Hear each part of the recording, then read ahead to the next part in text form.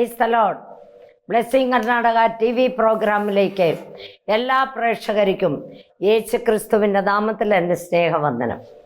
കഴിഞ്ഞ എപ്പിസോഡ് എല്ലാവർക്കും അനുഗ്രഹവും വിടുതലുമായിരുന്നു എന്നറിയുവാൻ സാധിച്ചതിൽ ദൈവത്തിന് സ്തോത്രം. ഞാനിന്ന് നിങ്ങളോട് സംസാരിക്കുവാൻ ഇഷ്ടപ്പെടുന്ന വിഷയം ദൈവം വിശുദ്ധന്മാർക്ക് കൊടുക്കുന്ന ദർശനത്തെക്കുറിച്ചാണ് ഞാൻ ഇന്ന് നിങ്ങളോട് സംസാരിക്കുവാൻ ഇഷ്ടപ്പെടുന്നത്. ഹബക്കുക്ക് 2-ാം അധ്യായം 3-ാം വാക്യം. ദർശനത്തിനൊരു അവധി വെച്ചിരിക്കുന്നു, അത് സമാപ്തിയിലേക്ക് ബന്ധപ്പെടുന്നു. സമയം തെറ്റുകയില്ല, അത് വൈകിയാലും അതിനായി കാത്തിരിക്കുക, അത് വരും, നിശ്ചയം താമസിക്കുകയുമില്ല. പ്രിയ സഹോദര സഹോദരി, ദൈവം നമുക്കൊരു ദർശനം തന്നാൽ അത് ഉടനെ നടക്കണമെന്നില്ല. ഉടനെ നടക്കുന്ന ദർശനങ്ങളുമുണ്ട്. എന്നാൽ പഴയ നിയമകാലത്ത് ദർശനങ്ങളെല്ലാം വളരെ വൈകിയാണ് സമാപ്തിയിലേക്ക് വന്നുകൊണ്ടിരുന്നത്. വൈകിയാലും നമ്മൾ കാത്തിരിക്കണം, വിശ്വസിച്ചുകൊണ്ട് കാത്തിരിക്കണമെന്നാണ് ദൈവം പറഞ്ഞിരിക്കുന്നത്. അതായത് ഇയ്യോബ് 33-ന്റെ 14, 15, 16 വാക്യം. 1, 2 വട്ടം ദൈവം അരുളി ചെയ്യുന്നു, മനുഷ്യർ അത് കൂട്ടാക്കുന്നില്ല താനും. ഗാഢനിദ്ര മനുഷ്യർക്ക് ഉണ്ടാകുമ്പോൾ, അവൻ ശയ്യമേൽ നിദ്ര കൊള്ളുമ്പോൾ, സമാപ്തിയിൽ രാത്രി ദർശനത്തിൽ തന്നെ അവൻ മനുഷ്യരുടെ ചെവി തുറക്കുന്നു, അവനോടുള്ള പ്രബോധനയ്ക്ക് മുദ്രയിടുന്നു. Praise the Lord. ദൈവം മനുഷ്യരോട് 3 രീതിയിലാണ് സംസാരിക്കുന്നത്. 1, ദർശനത്തിൽ സംസാരിക്കും. 2, വാക്യത്തിൽ കൂടെ സംസാരിക്കും. 3, പരിശുദ്ധാത്മാവിൽ സംസാരിക്കും. ദൈവം തന്നാൽ, നമുക്ക് ദർശനം തന്നാൽ അത് നടന്നേ നടക്കും. സ്വല്പം ലേറ്റ് ആയാലും സ്വല്പ താമസിച്ചാലും അത് നടന്നേ നടക്കും. പ്രിയ മക്കളെ, തീർച്ചയായും അത് നിറവേറും. എന്നാൽ അത് ദൈവത്തിൻ്റെ സമയത്തെ നിറവേറത്തുള്ളൂ. എൻ്റെ സമയത്തോ നിങ്ങളുടെ സമയത്തോ അത് നിറവേറത്തില്ല. ദൈവം വെച്ചിരിക്കുന്ന സമയത്ത് മാത്രമേ ആ ദർശനം നിറവേറത്തുള്ളൂ, ആ കനസ് നിറവേറത്തുള്ളൂ. പ്രിയ മക്കളെ, ബൈബിളിൽ നിന്നും ചില വ്യക്തികൾക്ക്, ചില വിശുദ്ധന്മാർക്ക് ദർശനം ഉണ്ടായത് നമുക്ക് നോക്കാം. എല്ലാം ഒന്നും പറയാൻ സമയം കിട്ടത്തില്ല. 1, 2, 3 വ്യക്തികളുടെ വിവരം പറയാം. അതായത് ഉൽപ്പത്തി 15-ാം അധ്യായം 1 മുതൽ 6 വരെയുള്ള വാക്യം. അബ്രഹാമിന് ദർശനം ഉണ്ടായത് എന്തെന്നാൽ, അബ്രഹാമിന് ദർശനത്തിൽ യഹോവയുടെ അരുളപ്പാട് ഉണ്ടായത് എന്തെന്നാൽ, അബ്രഹാമേ, ഭയപ്പെടേണ്ട, ഞാൻ നിന്റെ പരിചയം നിന്റെ അതിമഹത്തായ പ്രതിഫലവുമാകുന്നു. അതിന് അബ്രഹാം, കർത്താവായ യഹോവേ, നീ എനിക്ക് എന്ത് തരും? ഞാൻ മക്കളില്ലാത്തവനായി നടക്കുന്നുവല്ലോ. എൻ്റെ അവകാശി ദമേശേക്കാരനായ എലിയാസറാണ് എന്നവൻ പറഞ്ഞു ദൈവത്തോട്. ഉടനെ ദൈവം അവനോട് പറയുന്നു, അവൻ നിന്റെ അവകാശിയാകയില്ല. നിന്റെ ഉദരത്തിൽ നിന്ന് പുറപ്പെടുന്നവൻ തന്നെ നിന്റെ അവകാശിയാകുമെന്ന് അവന് യഹോവയുടെ അരുളപ്പാടുണ്ടായി. പിന്നെ അവൻ അവനെ പുറത്തു കൊണ്ടുവന്നു. നീ ആകാശത്തിലേക്ക് നോക്കുക, ഈ നക്ഷത്രങ്ങളെ നിനക്ക് എണ്ണാൻ സാധിക്കുമോ? നിന്റെ സന്തതി ഇങ്ങനെയാകും എന്ന് കൽപ്പിച്ചു. അവൻ യഹോവയിൽ വിശ്വസിച്ചു. പ്രിയ സഹോദര സഹോദരി, അബ്രഹാമിന് 84-ാമത്തെ വയസ്സിലാണെന്ന് തോന്നുന്നു ഈ ദർശനം ഉണ്ടായിരിക്കുന്നത്. എനിക്ക് കറക്റ്റ് അറിയത്തില്ല. പക്ഷേ ഈ ദർശനം 84-ാമത്തെ വയസ്സിൽ ഉണ്ടായെങ്കിലും ദൈവത്തിൻ്റെ ദർശനം നടന്നത് 100-ാമത്തെ വയസ്സിലാണ്. 100-ാമത്തെ വയസ്സിലാണ് അവന് വാഗ്ദത്ത സന്തതി ജനിച്ചത്. പ്രിയ സഹോദര സഹോദരി, ദൈവം നിനക്കൊരു ദർശനം തന്നു, അയ്യോ അത് നടന്നില്ല, അയ്യോ എന്നോടൊരു വലിയ പ്രവചനം പറഞ്ഞു, അത് നടന്നില്ല എന്ന് നീ ഒരിക്കലും ചിന്തിച്ച് വ്യാകുലപ്പെടേണ്ട ആവശ്യമില്ല. ദൈവം തന്നതാണെങ്കിൽ, ദൈവം തന്റെ മക്കൾക്ക്, പ്രാർത്ഥിക്കുന്ന മക്കൾക്ക് കൊടുക്കുന്നതാണ് ദർശനം. അത് ദൈവം നിനക്ക് തന്നതാണെങ്കിൽ അത് നടന്നേ നടക്കും. പഴയ നിയമകാലത്തിൽ സ്വല്പം ലേറ്റ് ആകുമായിരുന്നു, സ്വല്പമല്ല കുറെ വർഷങ്ങൾ പിടിക്കും, എന്നാലും അത് നടക്കുമായിരുന്നു. അതുപോലെ ദർശനം കൊടുത്ത ഒരു വ്യക്തിയെ കൂടെ നമുക്ക് നോക്കാം. ഉൽപ്പത്തി 37-ാം അധ്യായം 5 മുതൽ 11 വരെയുള്ള വാക്യം. അത് ജോസഫ് ഒരു സ്വപ്നം കണ്ടു. ഞാൻ കണ്ട ദർശനം കേട്ടുകൊള്ളുവിൻ. അവന്റെ സഹോദരന്മാരോടും അപ്പനോടും എല്ലാം പറയുകയാണ്, ഞാൻ കണ്ട ദർശനം കേട്ടുകൊള്ളുവിൻ. നാം വയലിൽ കറ്റ കെട്ടിക്കൊണ്ടിരുന്നു. അപ്പോൾ എൻ്റെ കറ്റ എഴുന്നേറ്റ് നിന്നു. Price the Lord, hallelujah. നിങ്ങളുടെ കറ്റകൾ ചുറ്റും നിന്ന് എൻ്റെ കറ്റയെ നമസ്കരിച്ചു. നിങ്ങളുടെ രാജാവാകുമോ? നീ ഞങ്ങളുടെ രാജാവാകുമോ? സഹോദരങ്ങൾ അവനോട് ചോദിക്കുകയാണ്, ഞങ്ങളെ നീ വാഴുമോ എന്നൊക്കെ അവനോട് ചോദിച്ചു. വീണ്ടും അവനൊരു സ്വപ്നം കാണുന്നു. 9-10 വാക്യത്തിൽ വീണ്ടും അവൻ സ്വപ്നം കാണുകയാണ്. ജോസഫ് മറ്റൊരു സ്വപ്നം കണ്ടു. തൻ്റെ സഹോദരന്മാരെ അറിയിച്ചു, സൂര്യനും ചന്ദ്രനും 11 നക്ഷത്രങ്ങളും എന്നെ നമസ്കരിച്ചു എന്ന് പറഞ്ഞു. അവനത് അപ്പനോടും സഹോദരങ്ങളോടും അറിയിച്ചപ്പോൾ അപ്പൻ അവനെ ശാസിച്ചു, നീ കണ്ട സ്വപ്നം എന്തേ? ഞാനും നിന്റെ അമ്മയും നിന്റെ സഹോദരങ്ങളും നിന്നെ സാഷ്ടാംഗം വീണ് നിന്നെ നമസ്കരിക്കുമോ? അപ്പൻ ചോദിക്കുകയാണ്. അവര് നമസ്കരിച്ചില്ലേ? പ്രിയ മക്കളെ, ഈ ജ്യേഷ്ഠന്മാർക്ക് ഈ ജോസഫിനോട് ഭയങ്കര ദേഷ്യമായിരുന്നു. എന്താണെന്ന് ചോദിച്ചാൽ, ഈ ജ്യേഷ്ഠന്മാർ എന്തെങ്കിലും തെറ്റുകളോ കുറ്റങ്ങളോ ചെയ്തെങ്കിൽ അവനത് കണ്ടുപിടിച്ചിട്ട് വന്ന് തൻ്റെ അപ്പനോട് അവർ ചെയ്തതൊക്കെ പറയും. ഇവനോട് അപ്പന് ഭയങ്കര ഇഷ്ടമാണ് ജോസഫിനോട്. ജോസഫിന് നല്ല നിലയങ്കിയെല്ലാം തയ്പ്പിച്ചു കൊടുത്തു. അങ്ങനെ നല്ല സ്നേഹത്തോടു കൂടെ ജോസഫ് ഇരുന്നത്. അങ്ങനെ 15-16 വയസ്സ് കാണും അന്നേരം അവൻ നല്ലപോലെ പ്രാർത്ഥിക്കുകയും ദൈവത്തെ സ്തുതിക്കുകയും ദൈവത്തെ ആരാധിക്കുകയും ചെയ്യുന്ന ഒരു ബാലനായിരുന്നു അവനെ. അങ്ങനെ ഇരിക്കുമ്പോൾ അപ്പൻ ജോസഫിനെ വിളിച്ചിട്ട് പറഞ്ഞു, നിന്റെ ജ്യേഷ്ഠന്മാർ ആടുകളെ മേയ്ക്കാൻ പോയിരിക്കുന്നു, അവരുടെ യാതൊരു വിവരവും അറിയുന്നില്ല, നീ പോയി ഒന്ന് അന്വേഷിച്ചിട്ട് വരാൻ പറഞ്ഞു. അപ്പാ ഞാൻ പോകാമെന്ന് പറഞ്ഞ് അവൻ അങ്ങനെ സഹോദരങ്ങളെ തേടി പോവുകയാണ്. അവരങ്ങനെ തേടി അവൻ ചെല്ലുമ്പോൾ സഹോദരങ്ങൾ ദൂരമേ അവനെ കണ്ടു. ഇതാ സ്വപ്നക്കാരൻ വരുന്നു. അവനെ നമുക്ക് കൊന്നു കളഞ്ഞ് അവന്റെ വസ്ത്രം ചോരയിൽ മുക്കി അപ്പനെ കൊണ്ടുപോയി കാണിക്കണം എന്നൊക്കെ ഇവർ പറഞ്ഞ ഉടനെ മൂത്ത ചേട്ടൻ പറയുന്നു, നിങ്ങൾ കൊല്ലരുത്. നിങ്ങൾക്ക് അവനോട് അത്ര ദേഷ്യമാണെങ്കിൽ നിങ്ങൾ അവിടെ ഒരു കിണറുണ്ട്, പൊട്ടക്കിണർ, വെള്ളമില്ലാത്തൊരു കിണറുണ്ട്, അതിനകത്ത് എടുത്തിട്ടേക്കാൻ പറഞ്ഞു.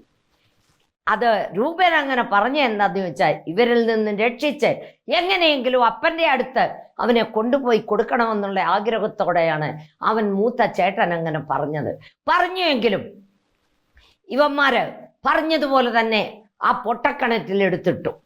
ആ കിണറ്റിൽ ഇട്ടപ്പോൾ ഇവരെ കഴിക്കാനായിട്ടിരുന്നു.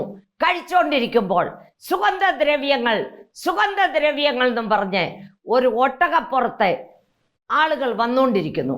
അതായത് അവരുടെ കയ്യില് നല്ല നല്ല സുഗന്ധദ്രവ്യങ്ങളെല്ലാം ഉണ്ടായിരുന്നു.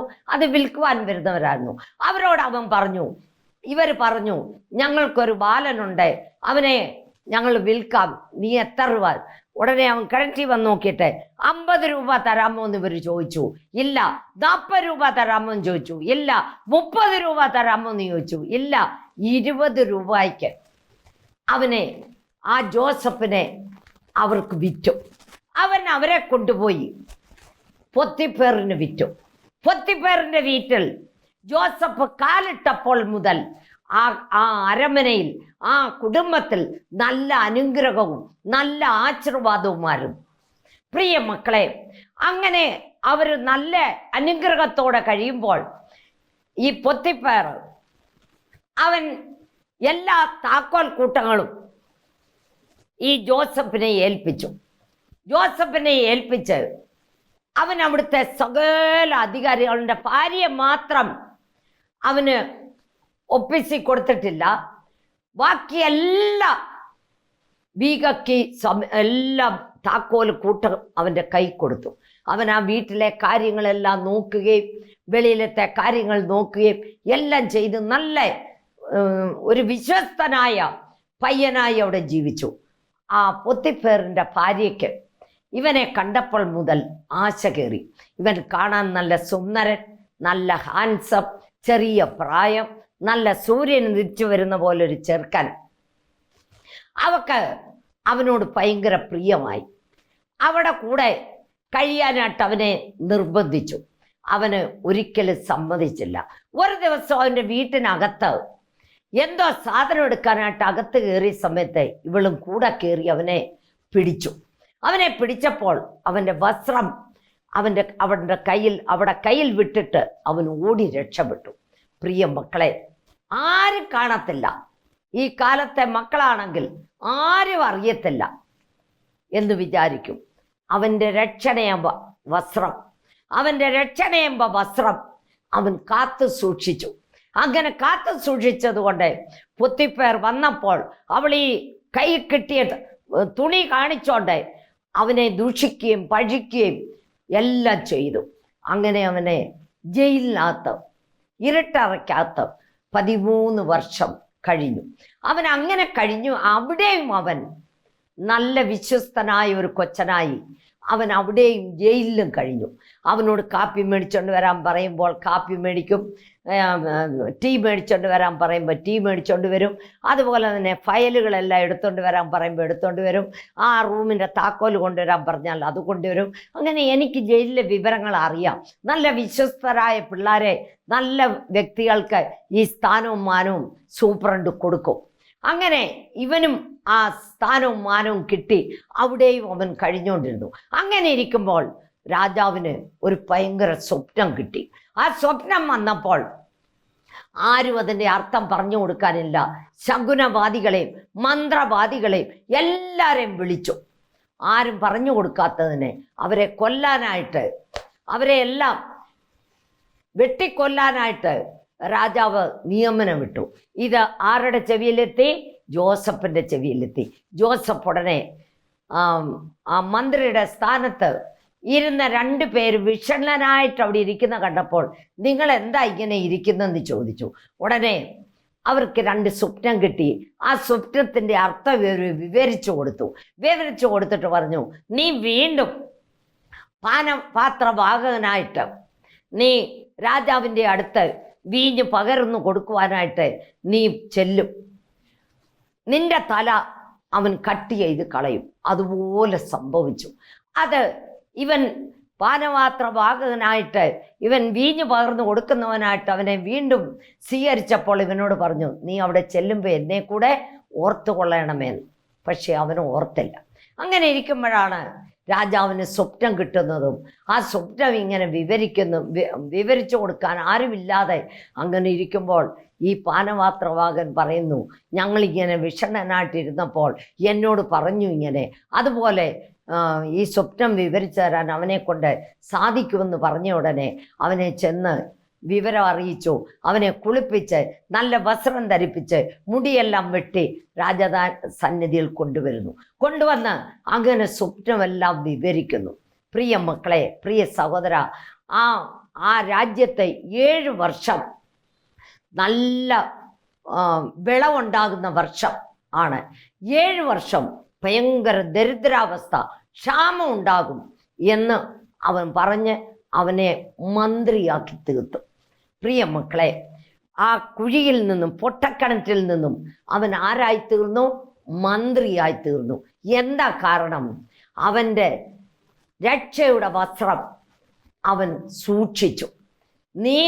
നിങ്ങളും നിങ്ങളുടെ രക്ഷയുടെ വസ്ത്രം കറ, ചുളുക്കം, മാലിന്യം ഒന്നുമില്ലാതെ സൂക്ഷിച്ചാൽ നമുക്ക് എവിടെ പോകാം? സ്വർഗരാജ്യത്തിൽ പോകാം, സ്വർഗരാജ്യത്തിൽ, നിത്യരാജ്യത്തിൽ, നിത്യജീവനിലേക്ക് പോകാം. ഇല്ല, നീ അതിൽ കറയും ചുളുക്കവും ആക്കി നിനക്കിഷ്ടം വന്നെങ്കിൽ ജീവിച്ചാൽ നിന്റെ ജീവിതം നിത്യ നരകത്തിലാണ്. പ്രിയ മക്കളെ, അവൻ്റെ ദർശനം അതുപോലെ സംഭവിച്ചു.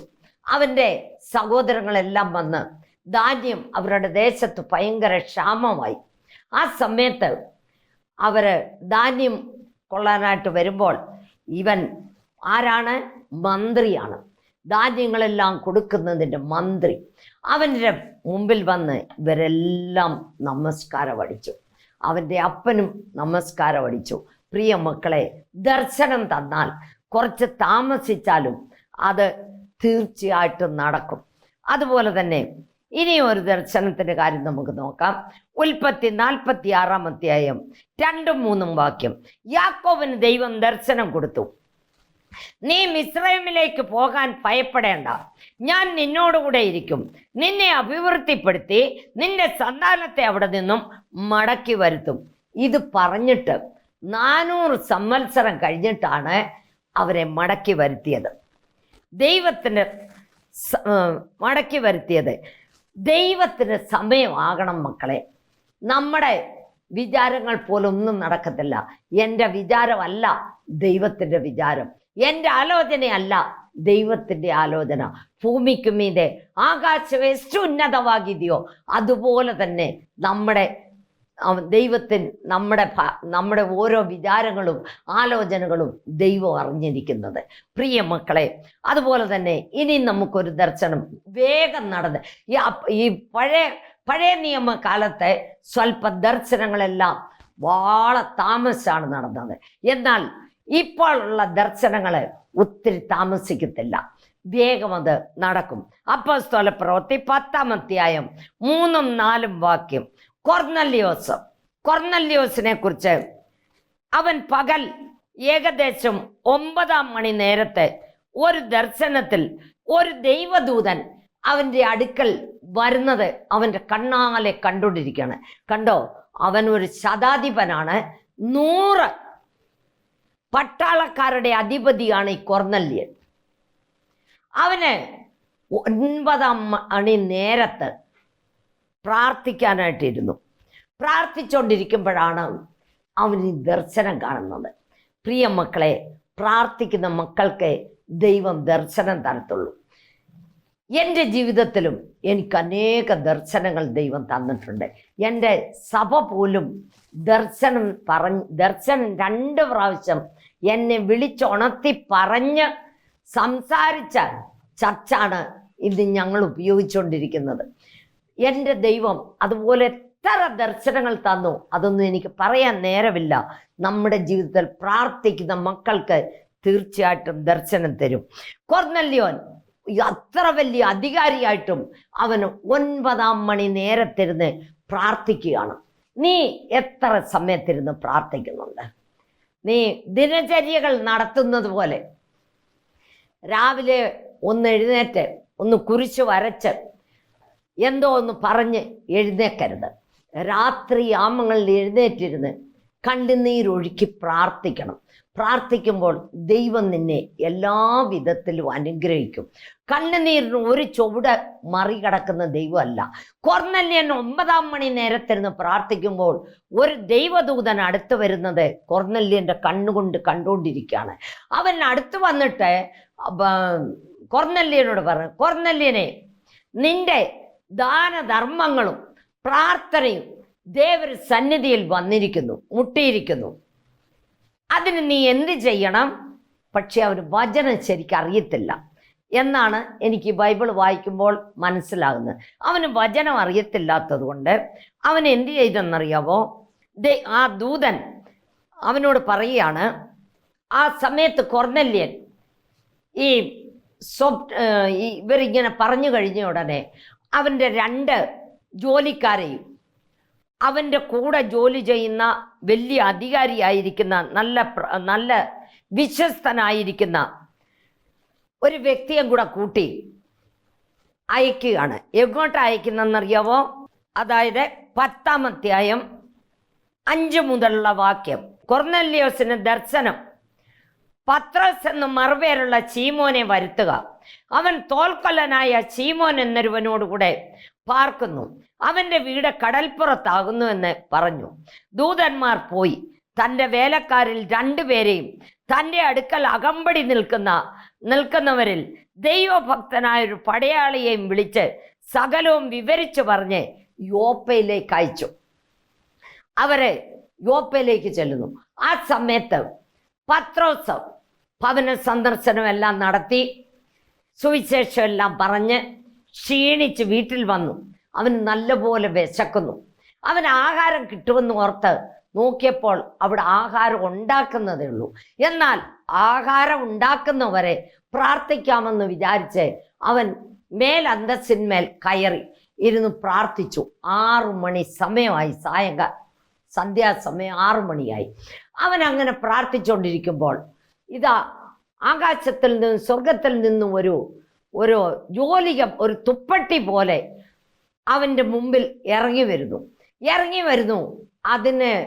അതിനകത്ത് 4 കാലികളും ഇഴജാതികളും അങ്ങനെ അനേക മൃഗങ്ങൾ. പത്രോസെ അറുത്ത് തിന്നുക, പത്രോസെ അറുത്ത് തിന്നുക എന്ന് പറഞ്ഞു. പത്രോസ് ഉടനെ പറഞ്ഞു, ഞാൻ അശുദ്ധമായതൊന്നും ഇതുവരെയും ഭക്ഷിച്ചിട്ടില്ലെന്ന് പറഞ്ഞു. ഉടനെ ദൈവം അവനോട് പറയുന്നു, ഞാൻ ശുദ്ധീകരിച്ചത് നീന് അശുദ്ധമെന്ന് എണ്ണരുതെന്ന്. അങ്ങനെ 3 പ്രാവശ്യം പറഞ്ഞിട്ട് അത് മേളിലോട്ട് പൊക്കിയെടുത്തോണ്ട് പോയി. അത് കഴിഞ്ഞപ്പോഴാണ് ഇതെന്തായിരിക്കും ഈ സ്വപ്നത്തിൻ്റെ അർത്ഥം. അതായത് നീ ചെറിയവനെന്നോ വലിയവനെന്നോ വ്യത്യാസം കാണിക്കരുത്, നീ ചെറിയ ആ ജാതി ഈ ജാതി എന്ന് വ്യത്യാസം കാണിക്കരുത് എന്നുള്ളതാണ് പത്രോസിനെ ദൈവം കാണിച്ചതിൻ്റെ ആ ദർശനത്തിൻ്റെ സാരം. അതായത് 10-ാം അധ്യായം 22-ാമത്തെ വാക്യം. 22-ാമത്തെ വാക്യത്തിൽ നിങ്ങൾ അന്വേഷിക്കുന്നവൻ ഞാൻ തന്നെ, നിങ്ങൾ വന്ന സംഗതി എന്തെന്ന് ചോദിച്ച ഉടനെ 10-ാം അധ്യായം 22-ാം വാക്യം, അതിനവൻ നീതിമാനും ദൈവഭക്തനും യഹൂദന്മാരുടെ സകല ജാതിയാലും നല്ല സാക്ഷ്യം കൊണ്ടവനുമായ കൊർന്നല്യോസ് എന്ന ശതാധിപനെ നിന്നെ വീട്ടിൽ വരുത്തി നിന്റെ പ്രസംഗം കേൾക്കണമെന്ന് വിശുദ്ധ ദൂതനാൽ അരുളപ്പാടുണ്ടായി എന്ന് പറഞ്ഞു. ഉടനെ ഈ 3 പേരെയും പത്രോസ് വിളിച്ചോണ്ട് പോയി. അന്ന് രാത്രി അവിടെ കഴിഞ്ഞു. നേരം വെളുത്തപ്പോൾ യോപ്പയിലെ സഹോദരന്മാർ ചിലരും അവനോടുകൂടെ പോയി. ആരോടുകൂടെ? പത്രോസിനോടുകൂടെ പോയി അവിടെ ചെല്ലുമ്പോൾ പ്രിയ മക്കളെ, എന്തുമാത്രം ആൾക്കാരെ കൊർന്നല്യോസ് അവിടെ കൂട്ടിയിരുത്തിയിരിക്കുന്നെന്നോ. സ്നേഹിതന്മാരെയും സഹോദരങ്ങളെയും അയൽവക്കക്കാരെയും എല്ലാം. ആര് വരുന്നെന്നും പറഞ്ഞ് പത്രോസ് വരുന്നുണ്ട് വചനം കേൾക്കുവാൻ. നിന്റെ വീട്ടിൽ നിന്റെ പാസ്റ്ററും അതുപോലുള്ളവരും വരുമ്പോൾ നീ ആരെയൊക്കെ വിളിക്കുന്നുണ്ട്? നിന്റെ വീട്ടിൽ നിന്റെ മക്കളും കാണും. മക്കളൊന്നും കാണത്തില്ല, മക്കളെല്ലാം അവിടെ എവിടെയും പഠിക്കാൻ പോകും, അല്ലേ ഇറങ്ങിപ്പോകും. അപ്പനും അമ്മയും കാണും. പ്രിയ സഹോദര സഹോദരി, ആത്മഭാരം ഉണ്ടായിരിക്കണം നമുക്ക്. ആത്മഭാരം. ഞാൻ ദൈവത്തെ കണ്ടു, ആ ദൈവത്തെ വേറൊരു കാണണമെന്നൊരു ആഗ്രഹം നിങ്ങളുടെ ജീവിതത്തിൽ ഉണ്ടായിരിക്കണം. ഈ 2 ദർശനങ്ങളും പെട്ടെന്ന് നടന്നു. പുതിയ നിയമത്തിൽ പെട്ടെന്ന് നടന്നു. അതുപോലെ അനേക ദർശനങ്ങളുണ്ട്. സമയക്കുറവിനാൽ ഞാൻ നിർത്തുന്നു. ദൈവം നിങ്ങളെ ഓരോരുത്തരെയും അനുഗ്രഹിക്കട്ടെ.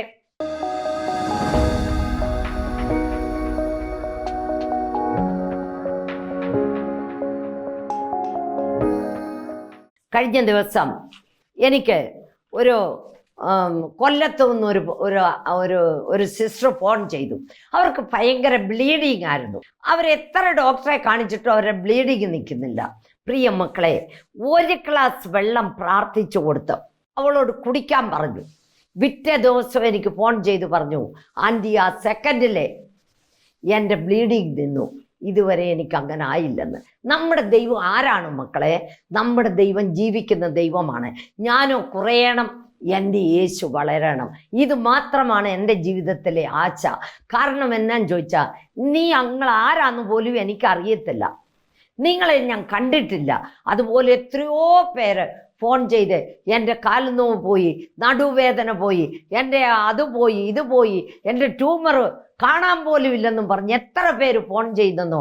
എല്ലാവരുടെയും കാര്യമൊന്നും പറയാൻ സമയമില്ലാത്തതിനാൽ ഞാൻ നിർത്തുന്നു. നിങ്ങൾക്ക് എന്തെങ്കിലും ആവശ്യഭാരമുണ്ടെങ്കിൽ നിങ്ങളുടെ ആവശ്യങ്ങൾ ദൈവസന്നിധിയിൽ പറഞ്ഞ് കരയുക. നീ രോഗിയാണോ? നിന്റെ രോഗം മാറ്റിത്തരുവാൻ സർവശക്തനായ ദൈവം ഇവിടെ വന്നിട്ടുണ്ട്. എൻ്റെ ദൈവം, അവൻ വസിക്കുന്ന ആലയമാണിത്. അവൻ്റെ നിഴലടിക്കുമ്പോഴേ രോഗികൾ സൗഖ്യമാകും, ഭൂതങ്ങൾ വിട്ടുപോകും, പാപികൾ മാനസാന്തരപ്പെടും, പിന്മാറ്റക്കാർ തിരിച്ചു വരും, വിശ്വാസികൾ പുതുക്കം പ്രാപിക്കും. പ്രിയ മക്കളെ, മുട്ടുകുത്താൻ പറ്റുന്നവർ മുട്ടുകുത്തുക. ഞാൻ നിങ്ങൾക്ക് വേണ്ടി പ്രാർത്ഥിക്കാൻ പോവാണ്. ഹല്ലേലൂയ. സ്തോത്ര കർത്താവേ, സ്തോത്ര. കരുണാസമ്പന്നൻ നിത്യനുമായ ഞങ്ങളുടെ വാഴ്ത്തപ്പെട്ട സ്വർഗസ്ഥ പിതാവേ, ദൂരത്തും ചാരത്തുമാർക്കിനും മക്കളുമായിട്ട് നിന്റെ അടുത്ത് വരുന്നപ്പാ. അവരുടെ ആവശ്യ ഭാരങ്ങൾ എന്തുവാണെന്ന് നീ അറിയുന്നപ്പാ. നിന്റെ കണ്ണ് കുരുടല്ലപ്പാ, നിന്റെ ചെവി ചെകിടല്ലപ്പാ. കർത്താവേ, നിന്റെ കൈ ചെറുതല്ലപ്പാ, വലിയ കൈയാണപ്പാ. സ്വർഗം തന്റെ സിംഹാസനോ ഭൂമി തന്റെ പാദവിടമായിരിക്കുന്ന യേശുവിന്റെ കരവിത നിങ്ങളുടെ മേലെ വരുന്നു, നിങ്ങളുടെ മേലെ വരുന്നു. ഇതാ വരുന്നു. കർത്താവേ, പരിശുദ്ധാത്മനെ തൊടണമേ, പരിശുദ്ധാത്മനെ തൊടണമേ. കാൻസർ രോഗത്താലെ, പരാലിസിസ് രോഗത്താലെ, ട്യൂമർ രോഗത്താലെ, ഹാർട്ട് പേഷ്യന്റ് ആകി എത്രയോ ജനം കഷ്ടപ്പെടുന്നപ്പാ. അവർക്ക് നീ ശാന്തി സമാധാനം കൊടുക്കണമേ, നമ്മതി കൊടുക്കണമേ, പാപത്തിൽ നിന്നും വിടുതൽ കൊടുക്കണമേ, രോഗത്തിൽ നിന്നും വിടുതൽ കൊടുക്കണമേ. കർത്താവേ, നീ ഒരു രോഗം സൗഖ്യമാക്കുന്ന ദൈവമല്ലപ്പാ. രോഗങ്ങളെ, സകല രോഗങ്ങളെ സൗഖ്യമാക്കുന്ന ദൈവമാണപ്പാ. യേശുവേ, അപ്പാ നീ കൈവിടല്ലപ്പാ. ഞങ്ങളുടെ പാപത്തിനു വേണ്ടി, ഞങ്ങളുടെ രോഗത്തിനു വേണ്ടി, ഞങ്ങളുടെ ശാപത്തിനു വേണ്ടി നീ ക്രൂശിന്മേൽ മരിച്ച് അടക്കപ്പെട്ടു 3-ാം ദിവസം ഉയർത്തെഴുന്നേറ്റ് ഇന്ന് ജീവിക്കുന്ന ദൈവം, ഞങ്ങളുടെ മധ്യത്തിൽ വസിക്കുന്ന ദൈവം, ഞങ്ങളുടെ ഹൃദയത്തിൽ വസിക്കുന്ന ദൈവം. അപ്പാ, നിന്റെ കരം ഇപ്പോൾ തന്നെ തൊടണമേ, ഈ നിമിഷമേ തൊടണമേ. വീട് പണി പൂർത്തിയാക്കാത്തവരുടെ വീട് പണി പൂർത്തി ചെയ്തു കൊടുക്കണമേ. വസ്തു വിൽക്കാനിട്ടിരിക്കുന്നു, കടപ്പാരത്താൽ കഷ്ടപ്പെടുന്നല്ലപ്പാ. അവരുടെ കടപ്പാരമെല്ലാം നീ മാറ്റിക്കൊടുക്കണമേ. മക്കളുടെ വിവാഹം നടക്കാതെ 30-35 വയസ്സായി മക്കൾ വീട്ടിൽ നിൽക്കുന്നല്ലപ്പാ. അവരുടെ വിവാഹം നടത്തി കൊടുക്കണമേ.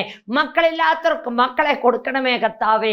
അപ്പാ, നിന്റെ സുവിശേഷം എല്ലാ രാജ്യങ്ങളിലും, എല്ലാ ദേശങ്ങളിലും, എല്ലാ കുടുംബങ്ങളിലും, എല്ലാ വ്യക്തികളിലും എത്തിച്ചേരട്ടപ്പാ.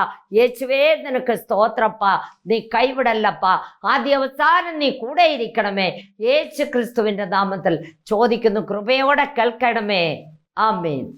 നിങ്ങളുടെ പ്രാർത്ഥനാ വിഷയം ഞങ്ങളെ ഫോൺ ചെയ്ത് അറിയിച്ചാൽ നിങ്ങൾക്ക് വേണ്ടി പ്രാർത്ഥിക്കുന്നതാണ്. നിങ്ങളുടെ പ്രാർത്ഥനയിൽ ഞങ്ങളെയും ഞങ്ങളുടെ കുടുംബത്തെയും ഞങ്ങളുടെ വേലയും ഞങ്ങളുടെ സഭയെ ഓർത്ത് പ്രാർത്ഥിക്കണമെന്ന് അപേക്ഷിക്കുന്നു. God bless you. Price the Lord.